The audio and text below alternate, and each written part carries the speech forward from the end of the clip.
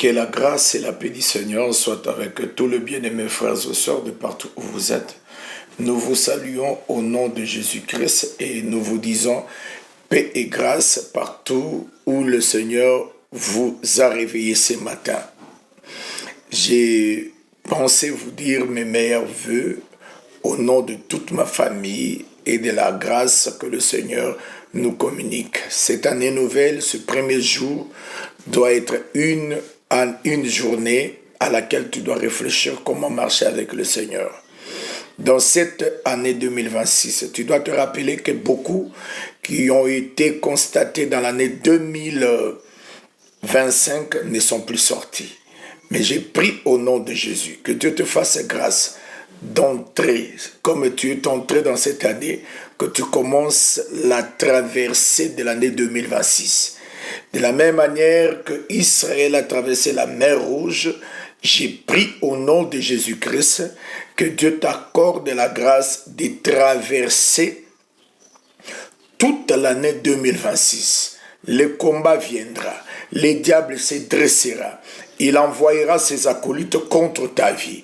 Mais sachez-le très bien, aussi longtemps que le Seigneur est vivant, aussi longtemps que la grâce de Dieu coule encore, j'ai pris et je déclare au nom de Jésus-Christ, tu vivras la grâce de Dieu, tu vas palper la puissance de Dieu. Cette année 2026 sera une année de gloire, sera une année où tu vas servir sérieusement le Seigneur. Dans cette année 2026, tu vas témoigner la gloire de Dieu en les servant. Tu ne vas pas croiser les bras pour ne pas servir le Seigneur, mais tu vas le servir avec zèle, avec enthousiasme. Tu vas le servir même pendant la pluie. Tu vas le servir même pendant qu'il fait tellement chaud, avec une grande chaleur. Mais toi, tu le serviras, car l'Écriture dit, qui nous séparera de l'amour de Christ? Est-ce la famine? Est-ce la nudité? Est-ce la faim? Toutes circonstances qui pouvaient séparer certaines personnes de leur Dieu, mais toi, je le crois, rien ne peut te séparer de l'amour de Dieu. Peu importe les réalités de ta famille, Jésus-Christ est à tes côtés. Tu vas traverser cette année sous sa grâce. Et j'ai pris que Dieu te garde dans la crainte de Dieu. J'ai pris que l'amour divin, l'amour de Dieu soit l'expression de ta vie. Il n'y a que deux choses que tu dois faire dans cette année. Aime Dieu plus que toute autre chose et aime ton prochain. Ton prochain, ce n'est pas celui qui tu partages la même foi. Ton prochain, c'est tout être humain. Aime-le. Si tu aimes seulement ceux-là qui sont en accord avec toi, les païens aussi les font.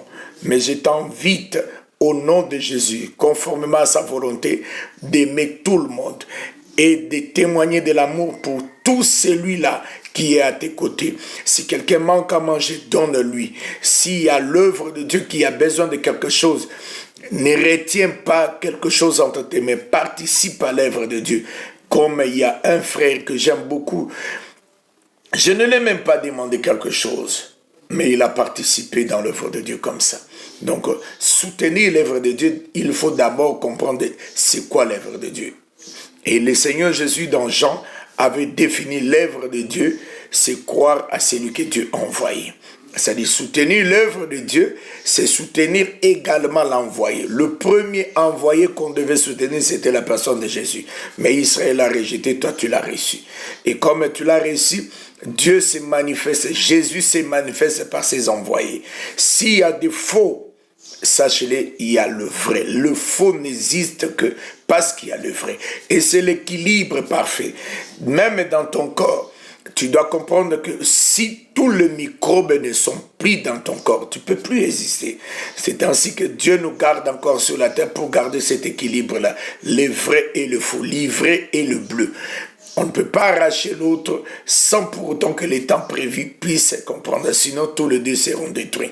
Voilà pourquoi, veille sur ça, garde l'amour du prochain, témoigne l'amour de Dieu, pardonne tous ceux qui t'ont offensé dans l'année 2025 et oublie.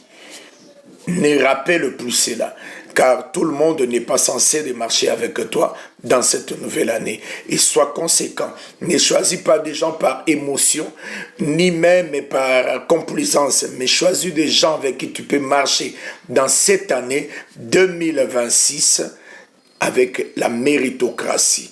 c'est alors que tu réussiras. Si tu le crois, tu es attaché à cela, marche ainsi. Que ceux qui méritent ta confiance marchent avec toi. Que ceux qui craignent ton Dieu, ceux qui obéissent à la voix de ton Dieu, puissent marcher avec toi. Que Dieu te bénisse.